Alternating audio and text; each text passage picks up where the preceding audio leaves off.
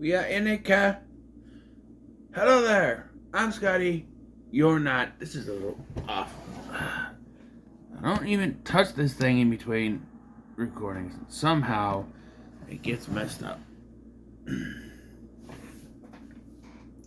Really? I can't move this thing. Just a little bit. There we go. Alright. Welcome back to the Doctor Who Retrospective series. The Doctor Who Retrospective, where we're looking at Series 2, Episode 3. School Reunion. It's also the last episode on this disc. And the last episode I'm doing tonight. Because right now it's 10 o'clock. Who knows? I'm just tired. So the name, School Reunion, not School Reunion. The name the title School Reunion comes not only from the fact that they're in a school, but it's also a reunion between the Doctor and two former companions, technically. As mentioned, Mickey is back. By the way, I was wrong. Jackie's not in this episode. I just figured every time that they arrived, Jackie was always there, but no, she's not in this. Mickey is, though. But no, we see the return of Sarah Jane Smith, who was a companion of the third and fourth Doctor, and I actually know that from watching some of that on Pluto TV. I watched some of the second Doctor, the third Doctor, and the fourth Doctor on there, and she was a companion. So I knew that. Not before I started watching this the very first time, but I knew it later.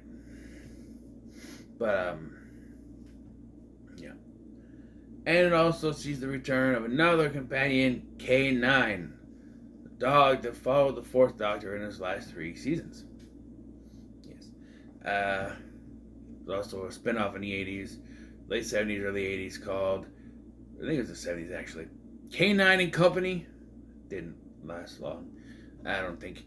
But, yeah, so the Doctor, Rose, and Mickey are investigating a school, a private school of sorts, because there's something strange going on. This is one of those episodes where they do, when they write episodes like this, it always feels like we've missed something. Like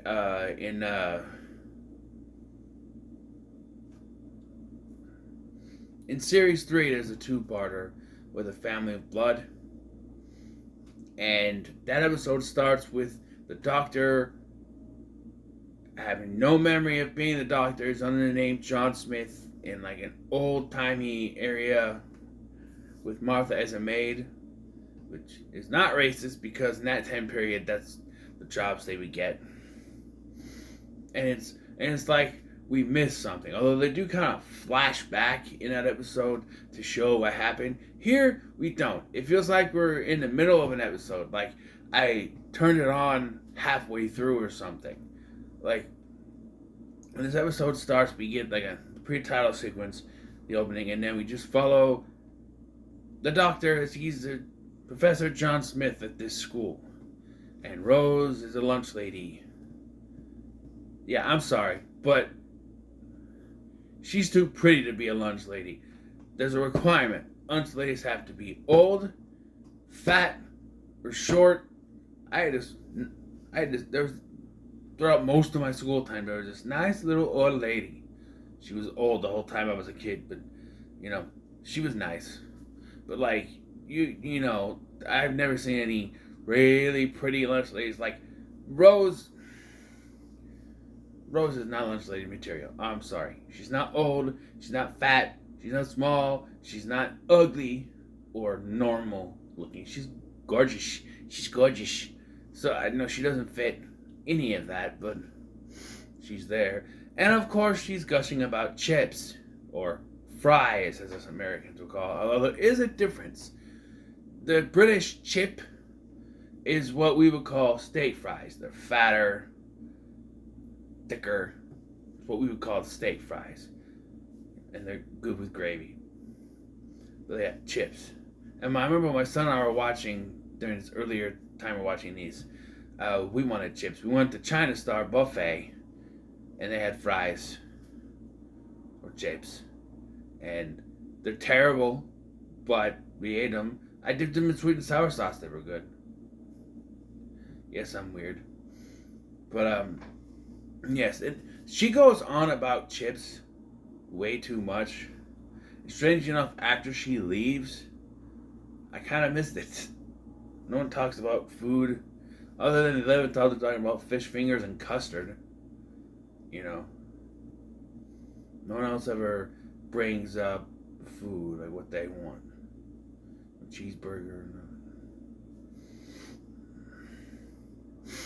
But yeah, and but they bring up the chips this time because it is important. There's something with the chips. These creatures, aliens that are there. We get a villain performance from Anthony Stewart Head. I know he doesn't go by that anymore, but I don't care. That's what I know him as. He's Giles from Buffy the Vampire Slayer, and always will be. And he's actually pretty good, really good in this. And his daughter, Daisy Head, actually was the villainess. What was her name?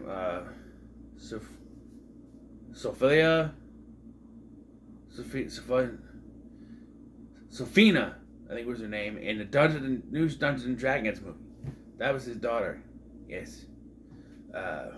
But he's good in this. He's the only one of these creatures, the Krillitane, that doesn't turn into a bat monster because it's Anthony Stewart Head. Of course, they're gonna have him show up.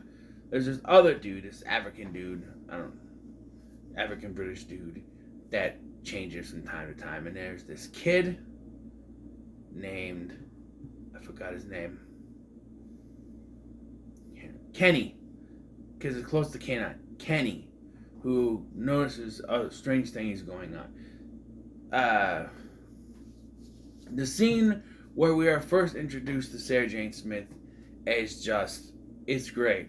It's pure David Tennant childhood wonder, and I love it. So, Finch, that's Anthony Head's character, introduces Sarah Jane Smith to John Smith. Strange correlation there. And he's got this smile on his face like a giddy little schoolgirl. He's like, yeah, of course, brilliant, yes, of course, yes. Smile, of course it is. He's just happy to see her, that she's still alive, probably, and that she's still doing this stuff. He's happy to see her, and she couldn't look more confused, but like, and even he's like, John Smith, he's like, oh, I used to know somebody who went by that name once. Why doesn't she figure it out here? Because we have another scene of her figuring it out when she finds the TARDIS and the Doctor standing there in his overcoat. She comes to the realization that it's him.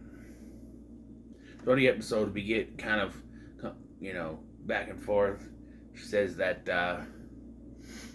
she wasn't left where she was supposed to be left. She was left in Aberdeen, which is way further than where she was supposed to. I forget where she was supposed to get left.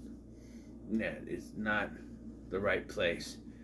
But it brings up a point that, well, the Doctor doesn't age. He just keeps regenerating.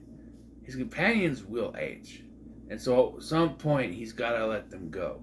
Although, having found out what I can about Sarah Jane, sometimes they have goodbyes, sometimes the companions die. But this feels like one of the worst things. Just drop her off and leave.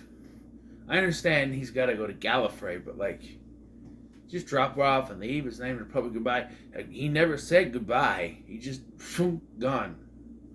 Right? We also reintroduced, for fans of the show originally, and introduced the new fans, for new fans, to K9, Sarah Jane's companion, who is smart. And this is also character development for Mickey, who realized he's just the tin dog doing computer stuff. Kind of character growth for him. And I love the scene where, the Krillitane have locked down the school. You can't get in. And you see Kenny. He's like, hey, help. And he's like, what are we going to do? He turns on K9 and asks if there's some way to, he can pick locks or something. And K9 just keeps saying, we are Inika. Every time he asks him something, we are Inika. before Mickey the idiot, mind you, finally gets it. We're in a car! Yes, you're in a car. Vroom, vroom, psh, right through the door, right? So, it's the Krillitane's plan that gets muddled. So, they're putting Krillitane oil in the chips. Fries, chips, whatever. No, fries, chips. A knockoff Betsy. Cheeseburger, cheeseburger, cheeseburger, cheeseburger, cheeseburger. I had to finish. Now last. So that it can make the kids smarter, so they can solve this code that will help them take over the universe. Yeah, I don't know. And then they try to talk the doctor into helping them, because if they solve the code, then he can maybe save Gallifrey. So if he could turn back time, that's how you do it. Jack even said so. And he even said so. If I could turn back time.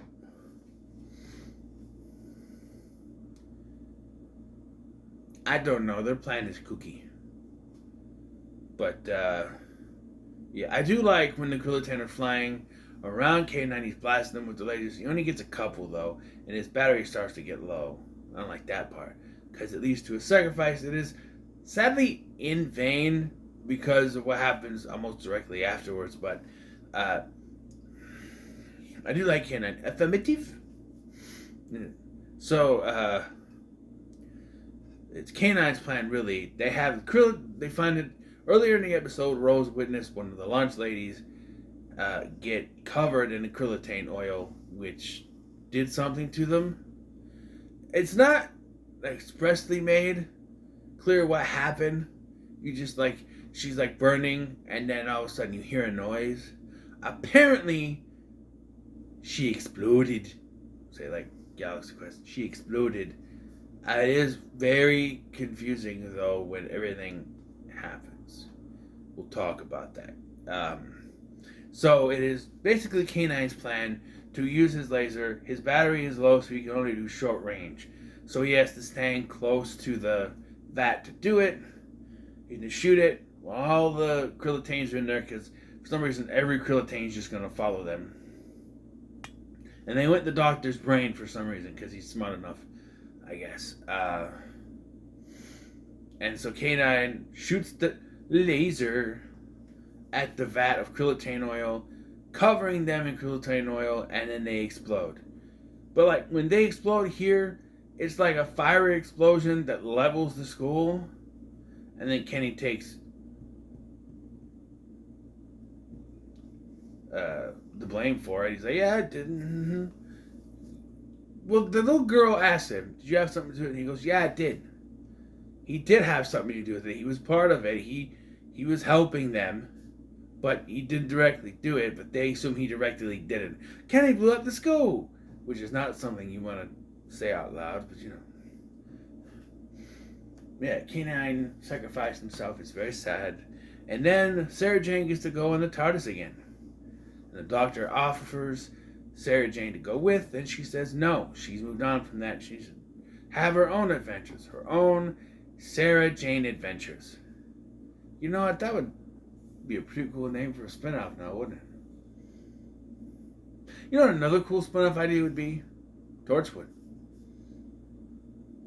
Hey, they're in a school. Why don't you do a show called Class? Nah, that wouldn't last long. Anyway, so she says no. And I forgot to mention that Sarah Jane... Oh, going back a little bit. So, when the Krillitane exploded, they leveled the entire school. Earlier, Rose sort of witnessed one of the lunch exploding, and it didn't seem to cause any damage at all. I understand it's one lunch lady versus everybody else getting hit, but come on, one whole person is a person's height and length. That still could be a pretty big damage. Decent chunk. Towards when they first meet, Sarah Jane and Rose, sorry, blanked there for a second, have sort of a companion off. So you which one's better. Like, did he mention me? No, he didn't mention you. Not once. No. Not once. No. Because, the doctor wants to move on. He doesn't always talk about it. Although, sometimes you do have people brought up, such as in the episode, what's it called? It's a good episode. It's when there's a creature inside the lady on a train. I forgot what it's called. But, she keeps copying what he says. So he says, Rose Tyler Martha Jones, Donna Noble TARDIS. Call back to them. And he mentions Rose around Martha. And as the 12th Doctor, at one point he says, it's times like these, I miss Amy. So, they do mention things. But maybe Sarah Jane was too painful. I don't know, again, her ending was kind of stupid. I'm glad she got to redeem herself here. But Sarah Jane says no. But Mickey says, can I come? Because he doesn't want to just be the tin dog. He wants to do more. And in the 2.5 episodes that he's a part of the team, well, I guess 3 episodes that he's a part of the TARDIS team, he does do something, I guess. But Rose is visibly not happy about this, and I've always seen this as it's because she's selfish. Like, the doctor is hers and she can't share with anybody, which is why she has that initial reaction to finding out that he's had other companions, like Sarah Jane Smith. But she's moved on because she's realized that, the doctor's moved on from her. But now Mickey wants to come, and he's letting Mickey come, and now she's all huffy and, she's not happy, but, And then the TARDIS takes off, and what's left behind? A brand new K9. I did not mean for that to rhyme, but yeah. Which kind of puts his sacrifice in vain, but I don't know.